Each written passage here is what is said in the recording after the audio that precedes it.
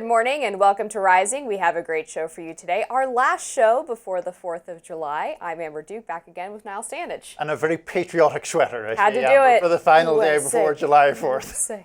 Good for you. Great Thank to see you. Well, it's looking like the House will be voting on President Trump's big, beautiful bill any minute now. At around 3:30 this morning, the House cleared a final procedural hurdle, 219 to 213, that they needed to advance the bill to a debate and then a final vote.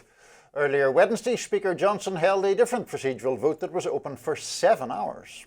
During this time, Trump and Johnson corralled any holdouts and tried to convince them to vote on the measure. One of those previous holdouts, Congressman Ralph Norman, struck a different tone after talking with the president and the speaker. Let's listen. What this president has done is lay out where we are and lay out the fact that we can live the fight another day. Their meetings, I just left a meeting of about 20 people who had concerns like I did. They're getting the questions answered. But we all want what President Trump wants. He's doing a great job, and we'll see if we can get there. This morning, House Minority Leader Hakeem Jeffries has been using the magic minute, which is a time frame before the final vote where they can speak as long as he wants to trash the bill in this case. Let's listen. Mr. Speaker, I rise today in strong opposition to Donald Trump's one big, ugly bill. Every single Democrat stands in strong opposition to this bill because we're standing up for the American people. If the House passes the bill this morning, it will, of course, head to the president's desk, where Trump is expected to sign it in ceremonial fashion tomorrow on the 4th of July. I would assume we both expect this to pass at this point, right? At this point, yeah, and I'm kind of surprised because I thought that the fiscal conservatives were going to put up more of a fight. We had multiple people expressing misgivings about the Senate version of the bill yesterday, including Chip Roy, Ralph Norman, of course, Thomas Massie, Warren Davidson, Andy Harris, even Marjorie Taylor Greene last week said that she did not like the Senate version.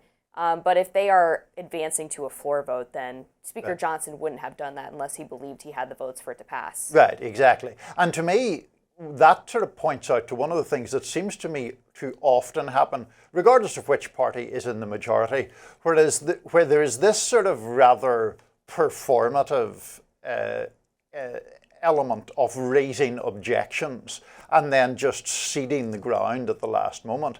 And I can actually, to a degree, understand Trump's frustration, which of course he was voicing on Truth Social last night, saying, what's the delay and why aren't Republicans voting for this?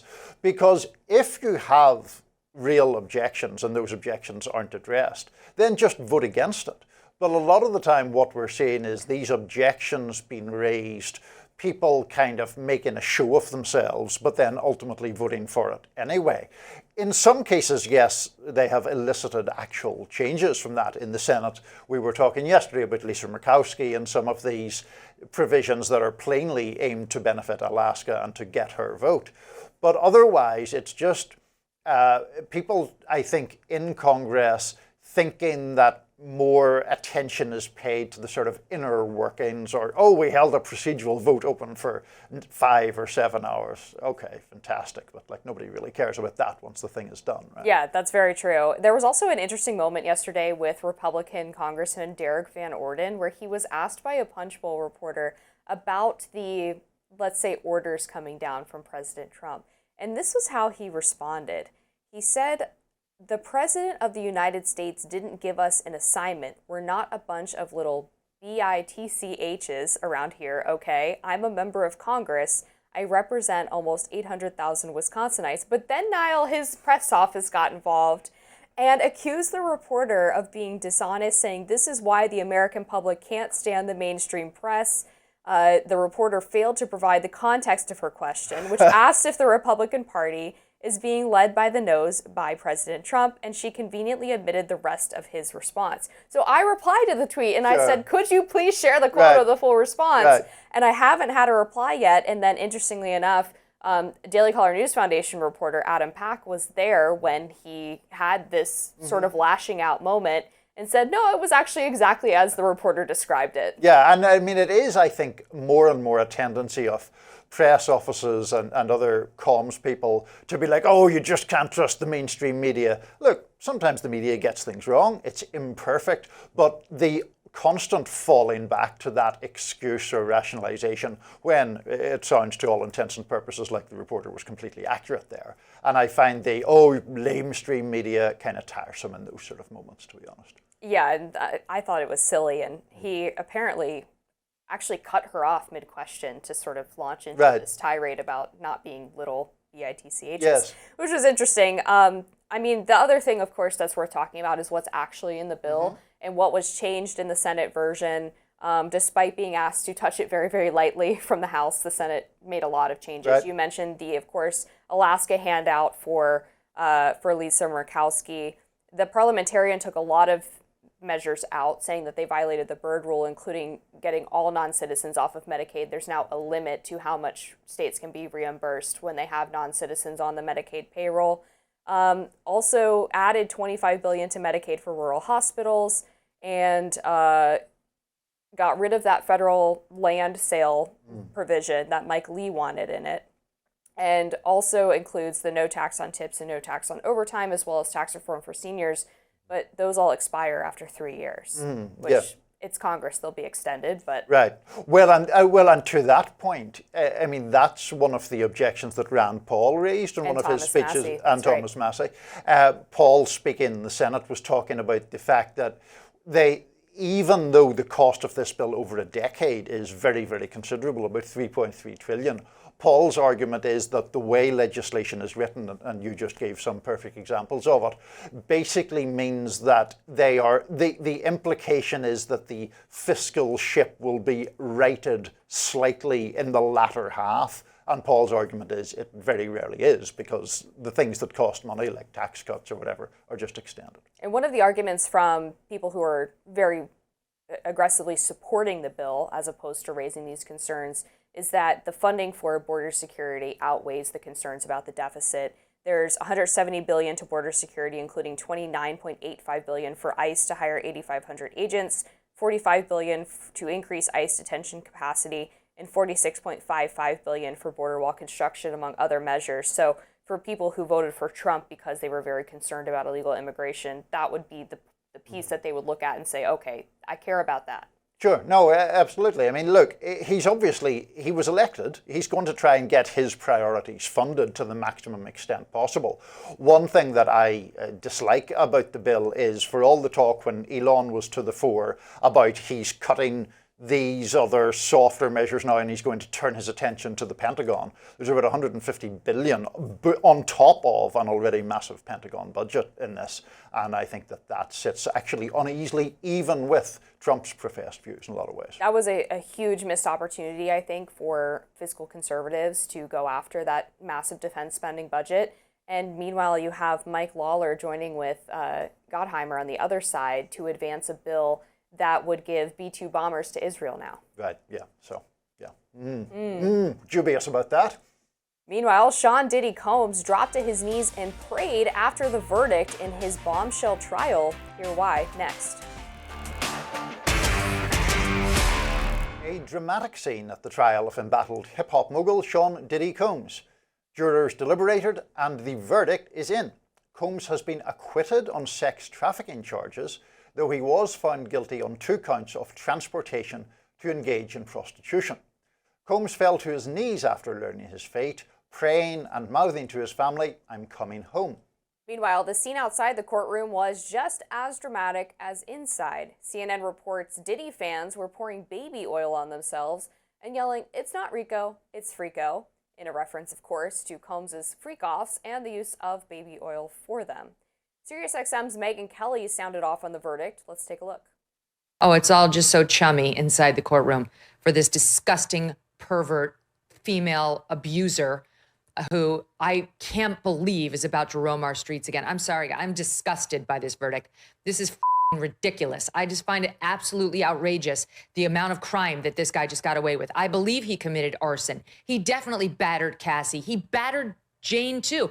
The statute of limitations for battery in Los Angeles, California is 1 year. 1 year.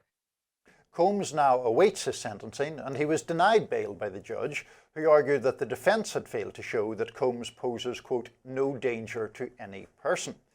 He could face a maximum of 20 years, 10 years for each count of which he was convicted, in prison. Social media users bashed the verdict. Democratic Representative Eric Swalwell writing, "Anyone tracking what time Diddy goes to White House?" Dear America founder and conservative commentator Graham Allen says, "The Diddy verdicts are an embarrassment to our justice system. He should have been thrown in a hole for the rest of his life. Absolutely disgusting."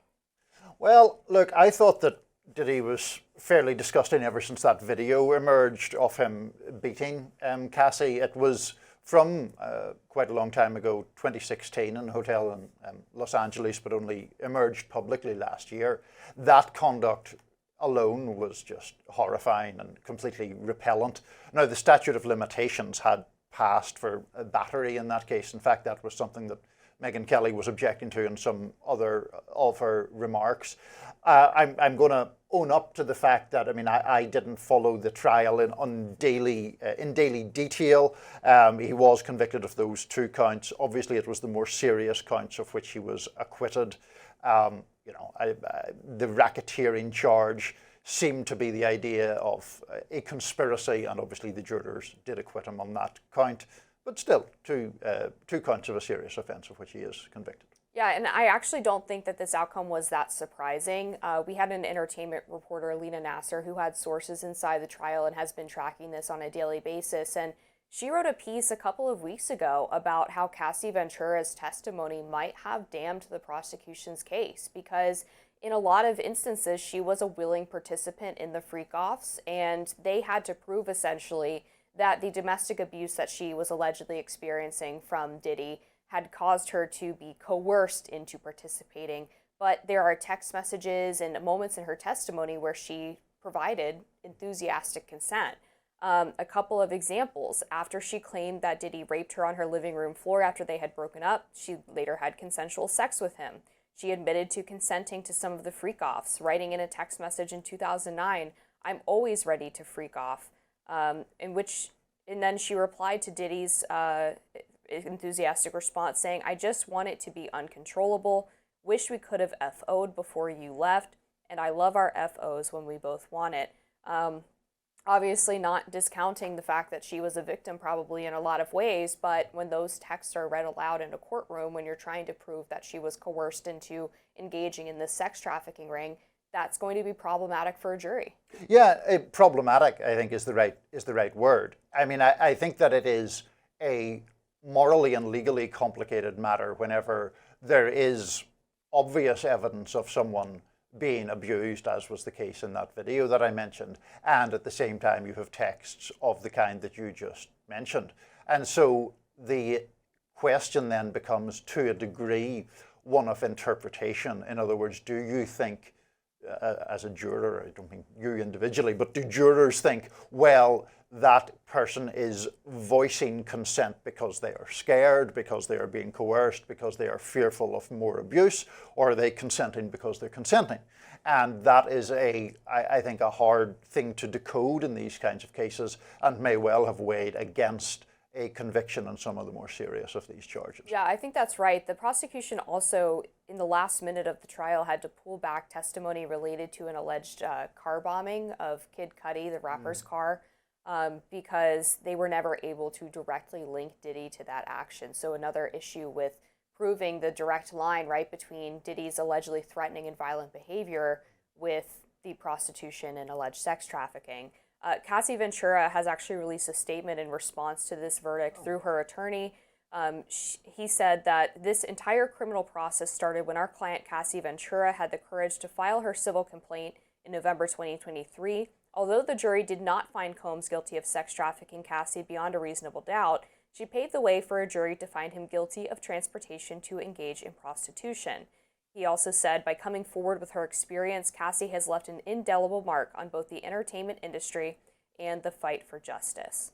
I have no particular problem with that statement. I think she did do something brave by coming forward. I think she was obviously abused by this man, and to speak out publicly and go forward with such a high-profile case and such a high-profile proceeding, it requires a lot of bravery in and of itself. And I would not like at all his acquittal on the more serious charges. to be taken as an invalidation of what Cassie Ventura did or what she suffered in instances in their relationship. It is interesting that a lot of the contention now seems to have moved on to this issue of bail and him being denied that. His legal team were obviously very aggrieved about that, arguing that he was no flight risk or no risk to anyone else. I do think it's when someone has the financial means that he has, it becomes, I think, debatable, because obviously he does have resources if he wanted to flee that other people would not have. Right, and Ventura's lawyers have argued that due to the history of domestic violence that he could provide some kind of retribution against her because of her willingness to testify in this case. He's looking at, according to judge guidelines, somewhere between a 4 and 5 year sentence. He also could potentially get time served, which would obviously lessen that quite considerably, but going to spend at least some time in jail. And I think, most importantly, despite this verdict being sort of a mixed bag, the public perception of Diddy has completely changed. And certainly even to people who participated in these events, it's sort of universally agreed upon now that Diddy's a scumbag, right? Regardless of whether they were able to prove the RICO charges, this is not a good person. Absolutely. No, agree 100% with that. Remember when Elon Musk pulled up to CPAC with a chainsaw? The billionaire is now indicating he might have some regrets about that. We'll talk about that next.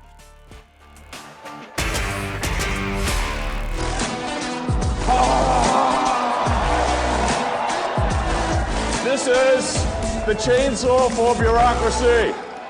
Chainsaw!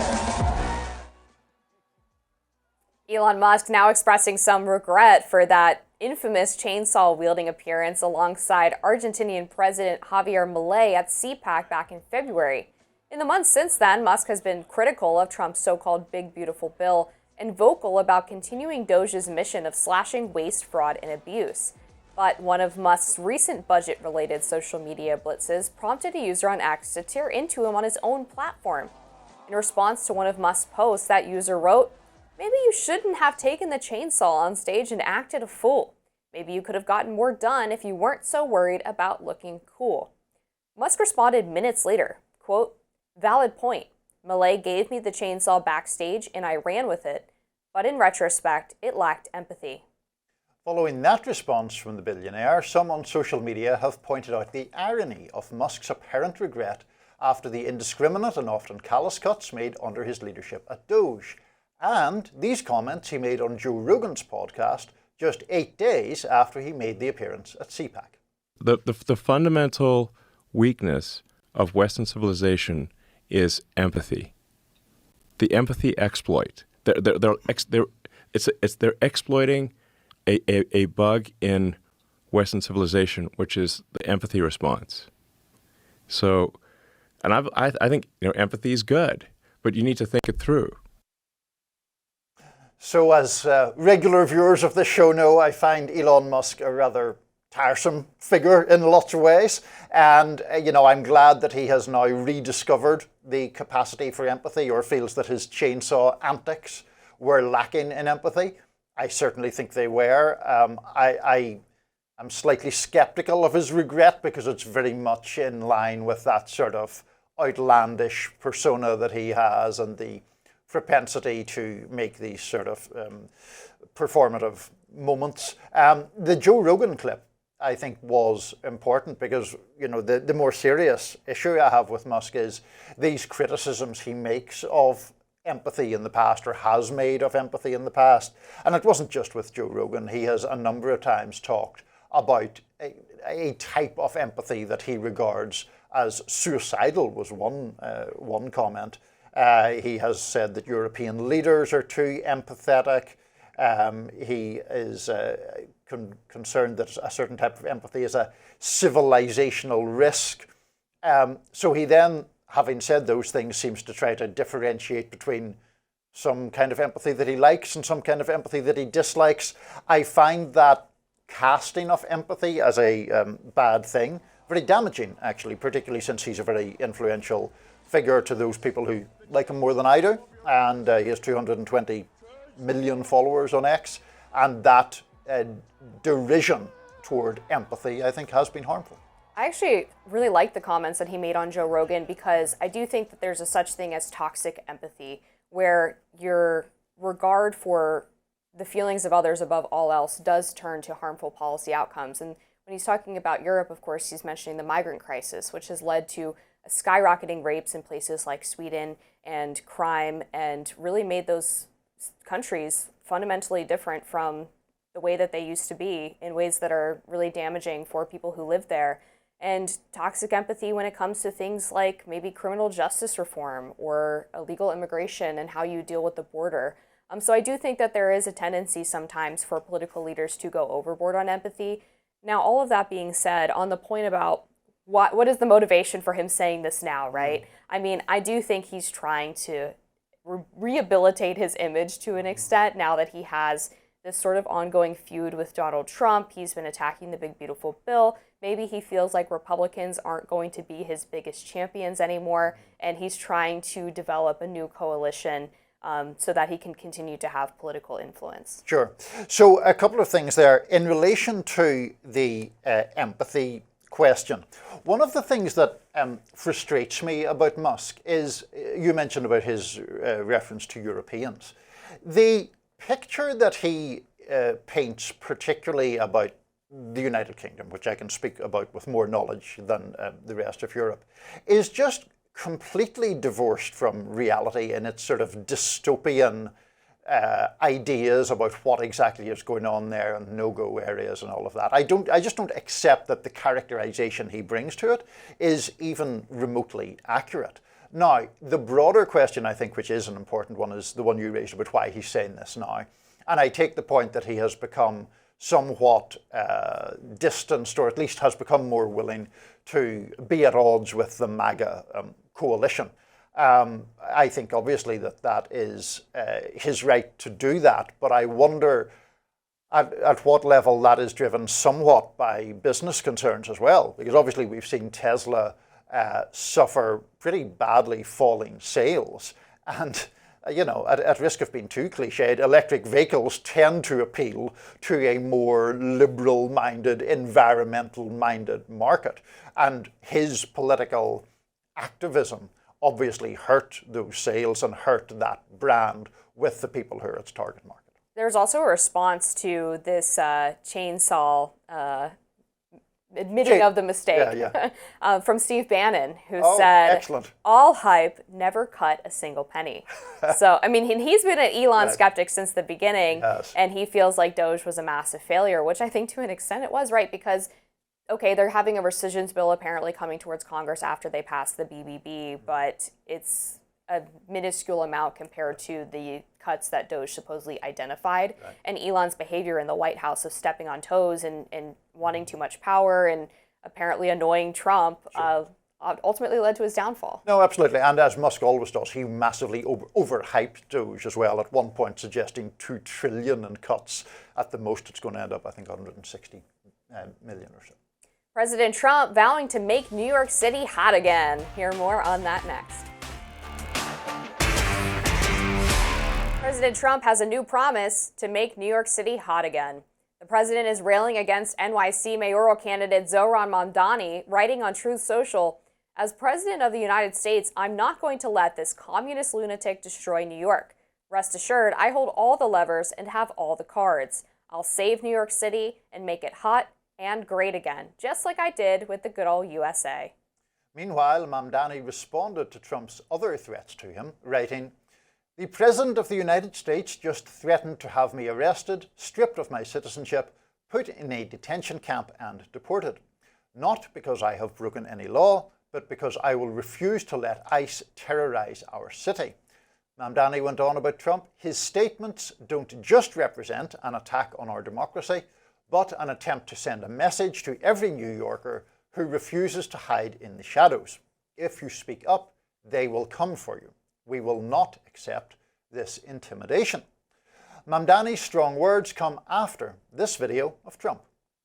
In his nomination speech said he will defy ICE and will not allow ICE to arrest criminal aliens in New York City. Your message to communist Zohran Mamdani? Well, then we'll have to arrest him. Look, we don't need a communist in this country, but if we have one, I'm going to be watching over him very carefully on behalf of the nation. A lot of people are saying he's here illegally. He's, we're going to look at everything, and ideally, he's going to turn out to be much less than a communist. But right now, he's a communist. That's not a socialist. A lot to discuss on this one, Amber. Let me first push back against, Trump did his classic "many people are saying it" thing about Mamdani's immigration status.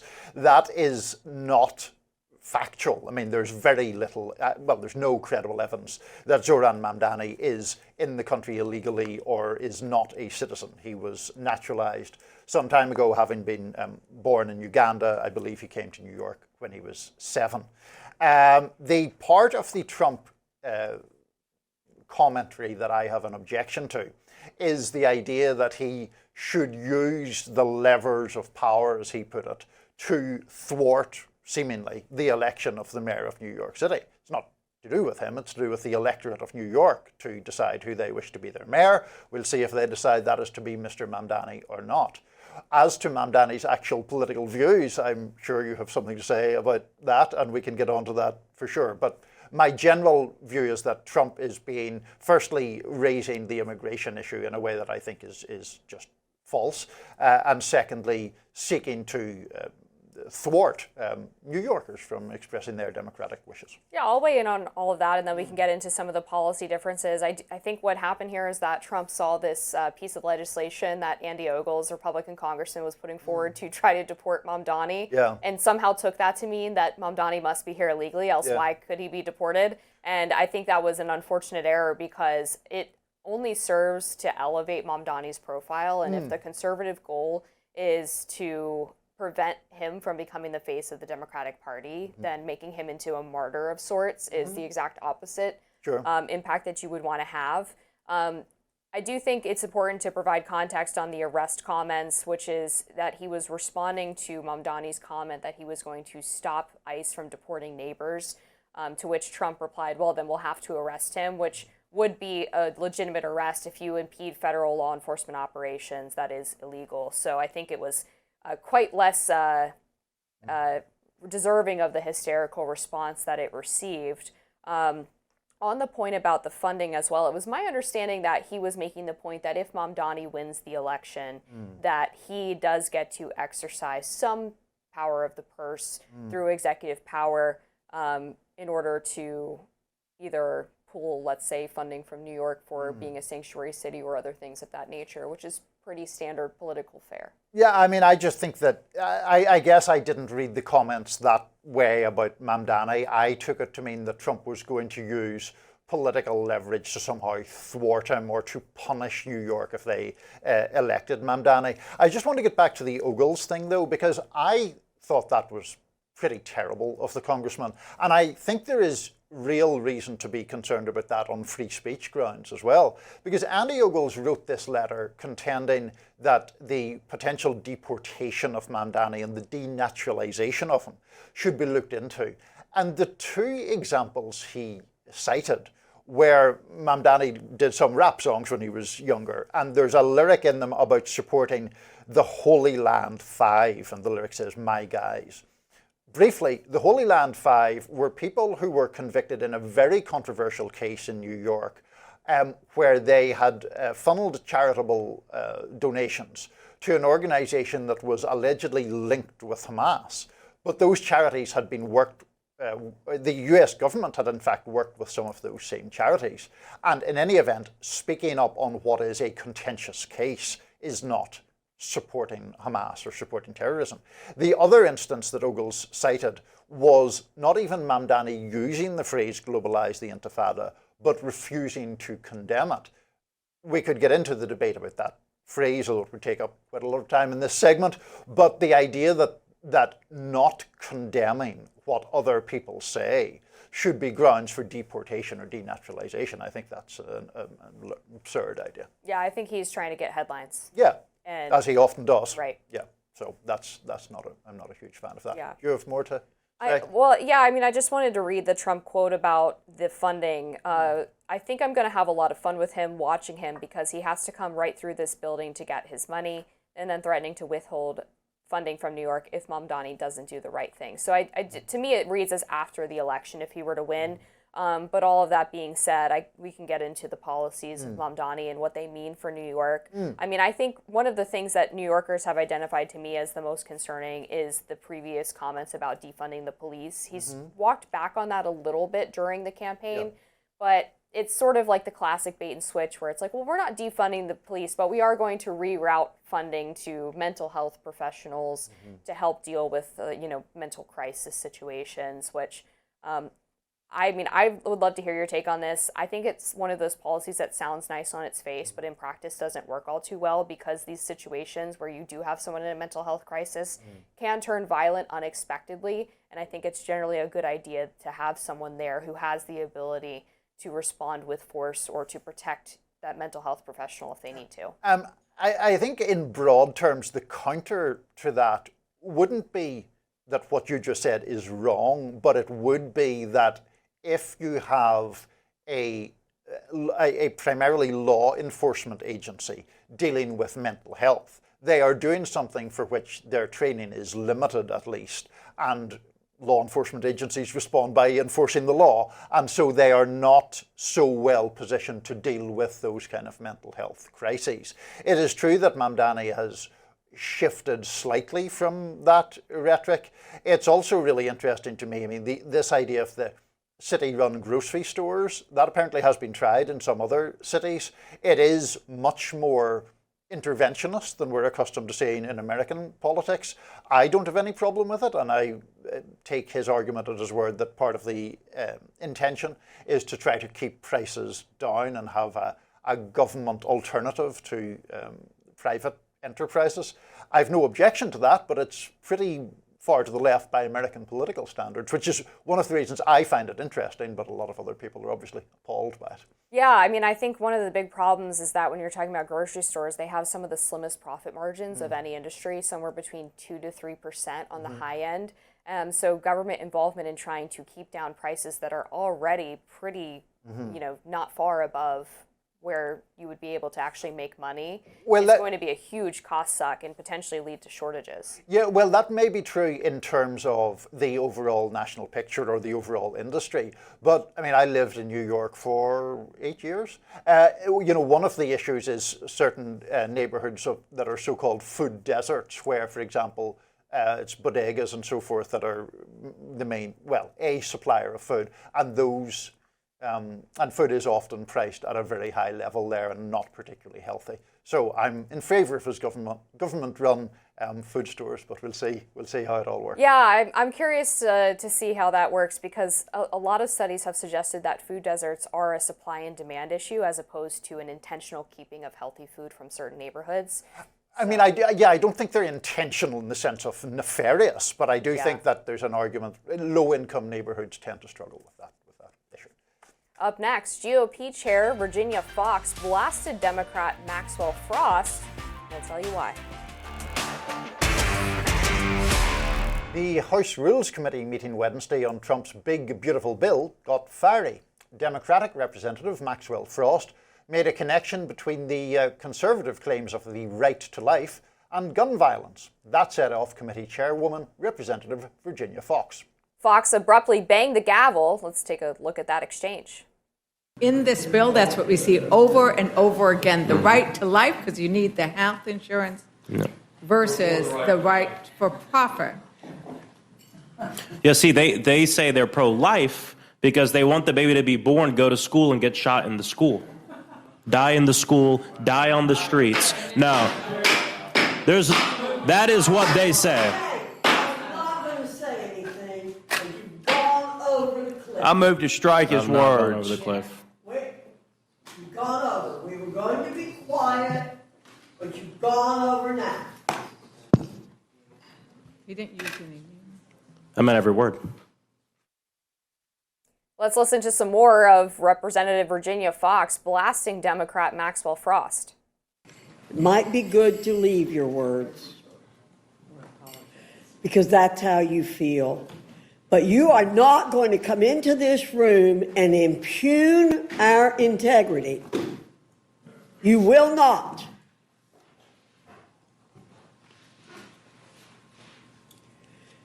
We are pro-life people from conception to natural death. Most of us are. And don't you come in here and say, we want to preserve life so people can get shot. That's what I've seen. Now, if we rewind that conversation, Frost, the Democrat from Florida, was actually defending a bipartisan Safer Communities Act passed by Democrats and signed by President Biden aimed at the prevention of gun violence. Let's watch. And if we want to talk about a safe America, over the last 3 years, because of the bipartisan Safer Communities Act passed by Democrats, signed by Joe Biden, and the White House Office of Gun Violence Prevention, in the last 3 years, gun violence has gone down more than it has in our country's history. And this false notion that you gotta pick one, you gotta either be for the Constitution or you're okay with people dying. I mean, it's just false. We are for rights, but we're also for making sure that the right to live is preserved. I think I've been starting off a lot of our discussions today, Amber. What did you make of all this? Yeah, the whole, well, if you're pro-life and you don't support my specific gun restriction program, then you're not actually pro-life. It's just this noxious, like, high school debate club argument, I think. I mean, okay, I don't think that we should kill homeless people, but does that opinion get invalidated if I don't want to give every homeless person a free house? I mean, it's a logical fallacy on its face and really a nasty smear of the pro-life movement. The reason that the movement doesn't talk about these other issues is because a lot of the members of the pro-life movement have different views on them. Surprise, surprise, there are pro-lifers who believe in restricting gun access. There are others who are very pro-Second Amendment. They want to keep their movement primarily focused, wholly focused on the issue of abortion. And I thought that was a really nasty place for Maxwell Frost to take that. I wasn't a great fan of the quality of the debate. I didn't think it added much in that respect. Having said that, I think that people who are more pro-gun control should be more forceful in making that argument. I don't take the view, which some do, that they're too aggressive. I take the view that they're not aggressive enough. I take you at your word that there are people in the pro-life movement who are in favor of greater restrictions on gun ownership. I would say that among elected Republicans, certainly on the national level, don't seem to be so many of those. And his point, Frost's point, was partly about schools. Now, I mean, I remember, for example, in the wake of Uvalde, where 19 children were murdered and 2 adults. Ted Cruz, who of course represents Texas, talking about focusing upon the fact that there were too many entrances and exits. And I find it so absurd that we have these debates suggesting that the problem is the number of doors when the problem is the number of guns. Obviously so. The rate of American gun ownership is vastly greater than any other country on earth in terms of the number of firearms relative to the number of civilians. And so, good for Maxwell Frost to try to highlight that issue, even if I think the actual rhetoric by which he did so was, it wasn't exactly the way I would put it, but if he's on the pro-gun control side, I would be on that side of the argument. Yeah, I mean, I guess my response would be, if you are talking about his comparison, right, is that if you think it's bad to kill babies, then you don't support getting rid of guns, then you think it's okay to kill children. I mean, people like Ted Cruz also argue for school resource officers that have the ability to defend schools, teachers being able to have concealed carry licenses, other security measures at schools. So they disagree about the solution to a problem they both believe is bad. So you could actually turn that argument around on Maxwell Frost and say, okay, so you think that killing children is bad, but you don't think killing babies is bad. That's like the same logical conclusion that he reaches, just in the opposite direction. Yeah, I mean, the morality of abortion is, I think, a morally very complicated topic. I mean, I unsurprisingly favor, giving women the maximum right to decide what they wish to do. That's a separate question from, when do I think life begins or whatever, which I think is actually I just think it's a very complicated issue with which to grapple. I don't necessarily think that, to your point, that someone opposed to abortion and also that means that they protect babies there and they want to kill them in schools. Like, I don't think that is a fair argument to make. But I think that it would be, look, I would have a completely different view on gun control to the vast majority of people in this country. I think that the pro-gun control people often get lost in trying to wend their way around the current realities and the amendment as it exists. If it were up to me, just campaign to repeal the Second Amendment and work it out from there. The British Crown would have loved that. I think the amount of people who are killed in this country by gun violence is an obscenity, and therefore something has to be done to counteract that. It is difficult, even though people have debates around the precise meaning of the Second Amendment, well-regulated militia and all of that. I think that the core solution to the massive problem of gun violence, which kills about 16,000 people every year, leading cause of death for children, is to repeal the Second Amendment and then to restrict gun ownership to a very considerable extent. Well, I will always be grateful that I have the ability to protect my family with a gun. And my last point to Maxwell Frost would be that why is it that the pro-life individuals donate far more to charity than Democrats and irreligious people after children are born in order to help impact their outcomes positively through their own pockets? So by his logic, they don't care about kids because they don't donate as much to charity. I'm not familiar with the charitable donations, but I take you at your word. Next on Rising, a lighter topic, I think, the album cover seen and heard around the world. Sabrina Carpenter shocking fans with the release of her album art for her new record, Man's Best Friend. Impressive or empowering? That's what many Sabrina Carpenter fans and critics alike might be asking themselves. The pop star's new album, Man's Best Friend, is sparking quite the conversation. Gracing the cover, she's pictured on her knees while a suited man is pulling her hair almost leash-like. While some view the image as harmless, others say it is demeaning toward women, or suggest it promotes violence against women. The ladies of The View recently weighed in, and much like the public, they had split takes. Let's take a look. Oh, boo-hoo. It sounds like the 90s to complain about an album cover. Like, they're always provocative. You want to grab people's eyes. She's choosing it, and she's the powerful one. She's the one that's topping charts, winning Grammys. And even if her lyrics are strong and she's a feminist, I just think, I think about young girls seeing that. Certainly one that you should lead us to, Amber, but we should say during the break you tell me you have some confession to make, but you haven't told me what it is yet, so I'm looking forward to that. I actually blocked Sabrina Carpenter from my Spotify account. Really? Yeah. Because of this? No, actually, it was years ago because she had desecrated the altar of a Catholic church for a music video, and it actually led to the church. It was in Brooklyn. They had to have a massive, basically to purify the space because she had apparently submitted an application to film the music video with false information, and the priest involved got demoted as well. So it was a huge scandal, and her whole response to the thing was not an apology, but to say cheekily, well, Jesus was a carpenter too. So she's out for me. You didn't appreciate that. Yeah. So what do you make of her album cover? Yeah, I think it's gross. I mean, the other problem I have with her is that she very much monetizes a very raunchy version of sexuality to try to sell her music. One of the trends that she does on tour is during one of her songs, I believe the one called Juno, during a certain line in the song, she pantomimes a different sexual position on stage. Obviously, a lot of her fans are young women and girls, and it's just, I find it gratuitous and tasteless. I don't know if I buy the argument that she's glorifying violence against women, but I just am at an age now where I find the really over-sexualization of pop stars to be kind of disturbing. I mean, they all wear like the same little bodysuits, and I feel like the music at a certain point should speak for itself. So I'm feeling very old here because as you speak, I'm getting flashbacks to my youth and debates that happened over Madonna. Or Britney Spears. Or well, in Madonna's case, because you mentioned the church, and Madonna had a prayer video, and that was very controversial at the time. And obviously she was criticized by some for being raunchy.